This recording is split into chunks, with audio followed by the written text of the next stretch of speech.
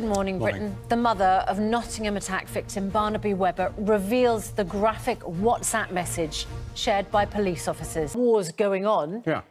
You kind of hope we're going to be protected, going to be on a war footing. How worried should we be? Well, just a couple of weeks ago, the Chancellor and the Prime Minister had indicated that defence spending would only increase once extra people will... a lot happened in a week there. Yeah, exactly. I mean, in the middle of a cost of living crisis, suddenly allow us to increase spending on defence. Absolutely. So let's... And then gone through the court. Yes. She wanted to send a message to the police officers privately, not go... When it gets back to the families, compounds their trauma. Of course it does. And the police officers. In fact, she says she doesn't want to castigate them, she doesn't want to shame them. All she wanted to do in this letter was explain when this happens, WhatsApp group messages get out, understand, and is it possible that when you speak like this, you just speak with a little bit, is that the Chief Constable, Kate Maynell, whose son actually was on the chat group, refused to pass on that letter. And so she felt like, well, then I've got to go public I with don't this understand. letter. 30, which is roughly equivalent for the rest of us to a high grade C or a low grade B. I do feel, looking back, dental practices It's been...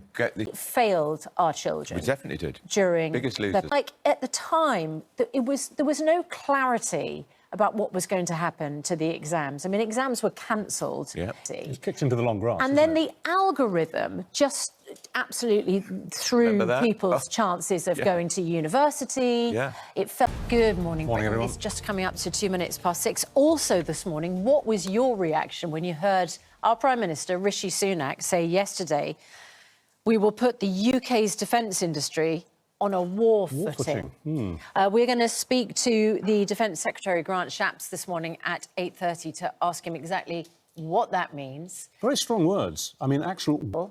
I mean, we all know there are... I welcome the fact that we're... So, where is the money coming from? Because in the budget, how come the economic conditions... Let us know what you think about that. And we will ask Grant Shapps all of those questions at 8:30.